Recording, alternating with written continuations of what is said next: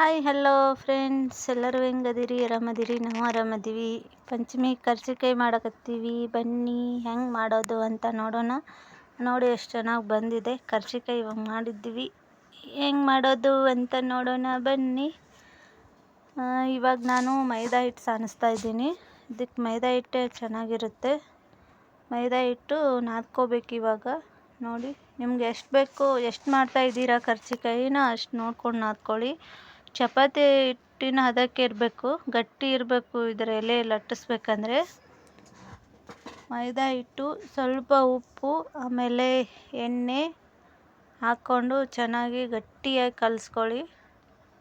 ಉಪ್ಪು ಹಾಕ್ಕೊಂಡಿದ್ದೀನಿ, ಎಣ್ಣೆ ಹಾಕ್ಕೋತಾ ಇದ್ದೀನಿ. ಎಲ್ಲರಿಗೂ ನಾಗರ ಪಂಚಮಿ ಹಬ್ಬದ ಶುಭಾಶಯಗಳು. ನಮ್ಮ ಕಡೆ ಎಲ್ಲ ಕರ್ಜಿಕಾಯಿ ಪಂಚಮಿಗೆ ಮಾಡಲೇಬೇಕು. ಮಾಡಿದ್ವಿ, ವಿಡಿಯೋ ಹಾಕೋಕ್ಕಾಗಿರಲಿಲ್ಲ, ನನಗೆ ಟೈಮ್ ಇರಲಿಲ್ಲ. ಇವಾಗ ಹಾಕ್ತಾಯಿದ್ದೀನಿ. ಯಾರೆಲ್ಲ ನೋಡ್ತಿದ್ದೀರಾ ಸ್ಕಿಪ್ ಮಾಡಿದೆ ವಿಡಿಯೋ ನೋಡಿ ಸಪೋರ್ಟ್ ಮಾಡಿ.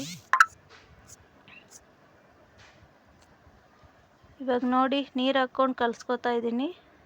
ಗಟ್ಟಿಯಾಗಿ ನಾದ್ಕೋಬೇಕು. ಹೀಗೆ ನೋಡಿ, ಪೂರ ಅಳಸಿದ್ರೆ ಬರಲ್ಲ ಕರ್ಜಿಕಾಯಿಗೆ, ಗಟ್ಟಿಯಾಗಿರಬೇಕು. ನಾದಿಟ್ಟಿದ್ದೀನಿ. ಇವಾಗ ಒಳಗಡೆ ಸ್ಟಫಿಂಗ್ ಮಾಡೋಕ್ಕೆ ಎಳ್ಳು ಹುರ್ಕೋತಾ ಇದ್ದೀನಿ. ಸ್ವಲ್ಪ ಬ್ರೌನ್ ಕಲರ್ ಬರೋವರೆಗೂ ಎಳ್ಳನ್ನು ಹುರ್ಕೊಳ್ಳಿ.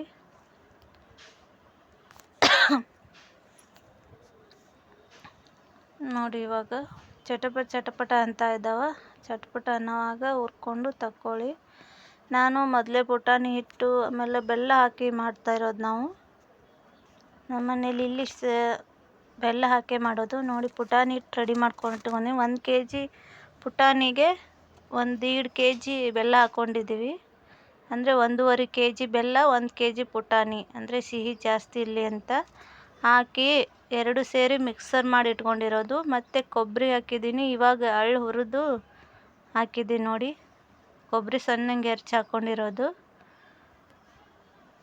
ಇದ್ರ ವಿಡಿಯೋ ಮಾಡೋಕ್ಕಾಗಿಲ್ಲ, ಹಾಗಾಗಿ ಪುಟಾಣಿ ಪುಡಿನ ತೋರಿಸ್ತಾ ಇದ್ದೀನಿ. ಒಳಗಡೆ ಹಾಕೋಕ್ಕೆ ಒಬ್ಬರು ಸಕ್ಕರೆ ಹಾಕೋತಾರೆ. ಸಕ್ಕರೆ ಆರೋಗ್ಯಕ್ಕೆ ಒಳ್ಳೆಯದಲ್ಲ, ಚೆನ್ನಾಗಿ ಇರಲ್ಲ. ಬೆಲ್ಲ ಹಾಕಿದ್ರೆ ತುಂಬ ಟೇಸ್ಟ್ ಬರುತ್ತೆ. ಒಂದು ಸಲ ಆದರೂ ಟ್ರೈ ಮಾಡಿ. ಇವಾಗ ಮಾಡೋಣ ಬನ್ನಿ. ಹಿಟ್ಟನಾದ್ ಇಟ್ಕೊಂಡಿದ್ವಲ್ವ, ಇವಾಗ ಉಳ್ಳಿ ಮಾಡಿ ಇಟ್ಕೋತಾ ಇದ್ದೀನಿ. ಸಣ್ಣ ಸಣ್ಣ ಉಳ್ಳಿ ಮಾಡಬೇಕು, ಇಟ್ಕೋಬೇಕು. ನೋಡಿ, ಹಿಟ್ಟು ಹೆಂಗೆ ಹದವಾಗಿ ಬಂದಿದೆ. ಪೂರ ಅಳಸಾಗಿ ಬಂದರೆ ಚೆನ್ನಾಗಿ ಬರಲ್ಲ ಕರ್ಜಿಕಾಯಿ, ಗಟ್ಟಿನೇ ಇರಬೇಕು. ಈ ಥರ ಸಣ್ಣ ಸಣ್ಣ ಉಳ್ಳೆಗಳು ಮಾಡಿ ಇಟ್ಕೋಬೇಕು. ನಾವು ಬೇರೆ ಥರ ಸಣ್ಣ ಸಣ್ಣ ಮಾಡಲ್ಲ, ಕರ್ಜಿಕಾಯಿ ದೊಡ್ಡನೇ ಮಾಡೋದು ನಮ್ಮ ಸೈಡು. ನೋಡಿ, ಇವಾಗ ಉಳ್ಳೆ ಮಾಡಿ ಇಟ್ಕೋತಾ ಇದ್ದೀನಿ. ಪಂಚಮಿ ಬಂತಂದ್ರೆ ಒಂದು 8 ದಿನ ಅಂತೂ ಸೌದೆ ಇರಲ್ಲ. ಎಲ್ಲ ಥರ ಮಾಡಬೇಕಲ್ವ ಫ್ರೆಂಡ್ಸ್? ನಿಮ್ಮ ಸೈಡ್ ಹೆಂಗೆ ಮಾಡ್ತೀರಾ, ಎಷ್ಟು ಸ್ಟಫಿಂಗ್ ಹಾಕಿ ಮಾಡ್ತೀರಾ ಅದನ್ನು ಕಮೆಂಟ್ ಬಾಕ್ಸಲ್ಲಿ ಕಮೆಂಟ್ ಮಾಡಿ. ಈಗ ಮಾಡಿ ಉಳ್ಳಿ ಮಾಡಿ ಇಟ್ಕೋತಾ ಇದ್ದೀನಿ. ನೋಡಿ, ಸಣ್ಣ ಸಣ್ಣ ಉಳ್ಳಿಗಳನ್ನು ಎಲ್ಲ ಉಳ್ಳಿ ಮಾಡಿ ಇಟ್ಕೊಂಡಿದ್ದೀನಿ. ಇವಾಗ ಹಿಟ್ಟು ಹಾಕಿ ಲಟ್ಟಿಸ್ಬೇಕು. ನಾವು ನಮ್ಮ ಅತ್ತೆ, ನಮ್ಮ ಕಾಕು ಮಾಡ್ತಾ ಇರೋದು. ಇವರು ಒಬ್ಬರಿಂದನೇ ಆಗೋದಲ್ಲ, ಜಾಸ್ತಿ ಜನ ಬೇಕು ಕರ್ಜಿಕಾಯಿ ಮಾಡೋಕ್ಕೆ. ಇವಾಗ ನೋಡಿ, ಲಟ್ಸ್ಕೋತಾ ಇದ್ದೀನಿ. ಎಲೆನ ಉದ್ದ ಉದ್ದ ಲಟ್ಸ್ಕೋಬೇಕು.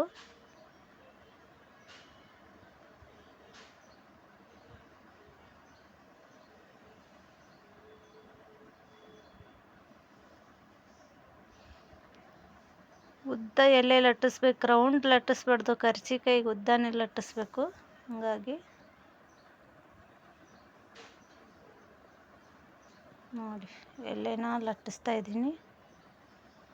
ನಾನು ಲಟ್ಟಿಸ್ಕೊಡ್ತಾ ಇರೋದು. ನಮ್ಮ ಅತ್ತೆ, ನಮ್ಮ ಕಾಕು ಒಳಗಡೆ ಸ್ಟಫಿಂಗ್ ಮಾಡ್ತಾಯಿದ್ರು. ನೋಡಿ, ಇಷ್ಟು ಉದ್ದ ಎಲೆ ಮಾಡಿರೋದು. ಇವಾಗ ನೋಡಿ, ಸ್ಟಫಿಂಗ್ ಮಾಡ್ತಾಯಿದ್ದಾರೆ ಅವರು. ಹಂಗೆ 2 ಚಮಚ ಒಳಗಡೆ ಹಾಕಿ ಸ್ಟಫಿಂಗ್ ಮಾಡಬೇಕು.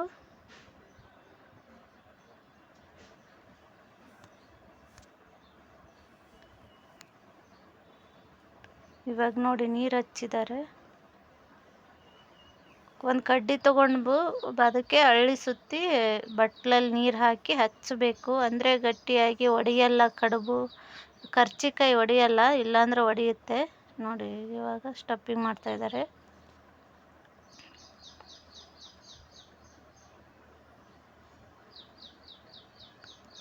ಸ್ಟಫಿಂಗ್ ಮಾಡ್ತಾ ಇರೋದು ದಾಯಲ್ಲಿ. ನೀರು ಹಚ್ಚಲಿಲ್ಲ ಅಂದರೆ ಒಡೆದು ಬಿಡುತ್ತೆ ಎಣ್ಣೆಲಿ ಹಾಕಿದರೆ. ಹಾಗಾಗಿ ಇವಾಗ ಒಂದು ಚಮಚ ಬೇಕಾದ್ರೆ ಒಂದು ಚಮಚ, 2 ಚಮಚ ಬೇಕಾದ್ರೆ 2 ಚಮಚ ಹಾಕಿ ಸ್ಟಫಿಂಗ್ ಮಾಡಿಟ್ಕೊಳ್ಳಿ ಕರ್ಜಿಕಾಯಿನ. ನೋಡಿ, ಸರಿಯಾಗಿ ಒತ್ತಬೇಕು, ಇಲ್ಲ ಅಂದರೆ ಒಡ್ಕೊಂಡು ಹೋಗ್ಬಿಡುತ್ತೆ ಕರ್ಜಿಕಾಯಿ. ಇಷ್ಟು ಹಚ್ಚಿಂಗು ಕರ್ಜಿಕಾಯಿ ಎಲ್ಲ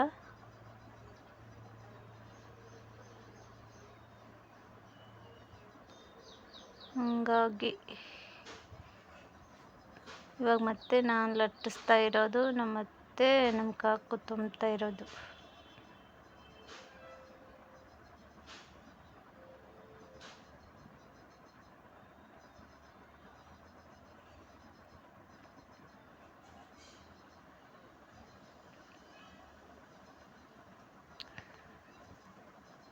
ಅಷ್ಟು ಇಟ್ಟಿತ್ತು.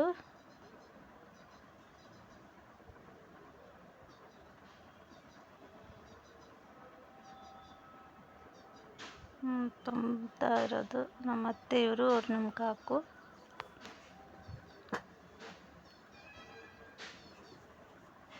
ಪುಡಿನ ಅಷ್ಟು ಮಾಡಿದ್ವಿ, ಅರ್ಧ ಮಾಡಿದ್ವಿ ನಾವು. ಕರ್ಜಿಕಾಯಿ ಏನು ಜಾಸ್ತಿ ಮಾಡಲಿಲ್ಲ, ಅರ್ಧ ಮಾಡಿದ್ವಿ. ಇವಾಗ ನೋಡಿ ತುಂಬಿಟ್ಟಿದ್ದಾರೆ ಕರ್ಜಿಕಾಯಿ. ಫಸ್ಟು ಒಂದು ಅರ್ಧ ಆದಿಂದ ಜಲ್ದಿ ಕರಿಬೇಕು, ಇಲ್ಲಾಂದರೆ ಒಣಗೋಗುತ್ತೆ.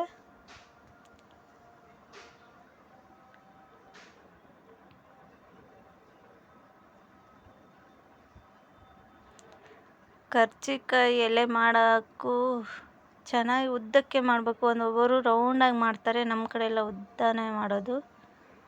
ನಿಮ್ಮ ಕಡೆ ಹೆಂಗೆ ಮಾಡ್ತೀರಾ? ಕರ್ಜಿಕಾಯಿ ನಮ್ಮದು ದೊಡ್ಡ ಮಾಡ್ತೀವಿ ಸ್ವಲ್ಪ.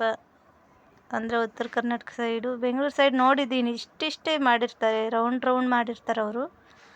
ಇವಾಗ ಕರಿಯೋಣ ಬನ್ನಿ. ಎಣ್ಣೆಯಲ್ಲಿ ಕರ್ಜಿಕಾಯಿನ ಎಣ್ಣೆ ಕಾದಿಟ್ಟಿದ್ದೀನಿ, ಆಗ ಅಷ್ಟು ರೆಡಿಯಾಗಿದ್ದಾವೆ. ಭಾಳ ಹೊತ್ತನ ಬಿಟ್ಟರೆ ಒಣಗಿಬಿಡುತ್ತೆ, ಚೆನ್ನಾಗಿ ಬರಲ್ಲ. ಹಾಗಾಗಿ ಇವಾಗ ನೋಡಿ ಕರಿತಾ ಇದ್ದೀವಿ.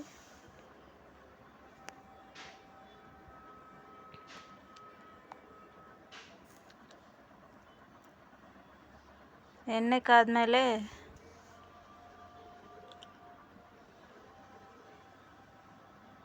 ಕರ್ಜಿಕಾಯಿನ ಹಾಕ್ತಾ ಇರೋದು.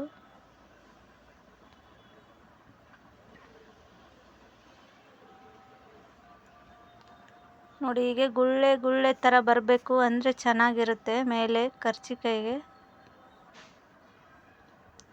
ಎಷ್ಟು ಚೆನ್ನಾಗಿ ಬಂದಿದ್ದಾವೆ ಅಲ್ವಾ? ಗುಳ್ಳೆಗಳು ತುಂಬ ಚೆನ್ನಾಗಿ ಬಂದಿದೆ. ಕರ್ಜಿಕಾಯಿನ ಇರೋದೆಲ್ಲ ಹಾಕಿ ಮತ್ತೆ ಕರಿಬೇಕು.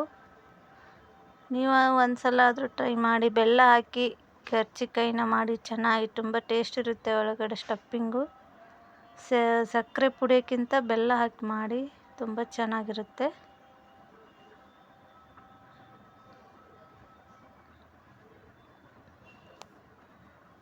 ನೋಡಿ.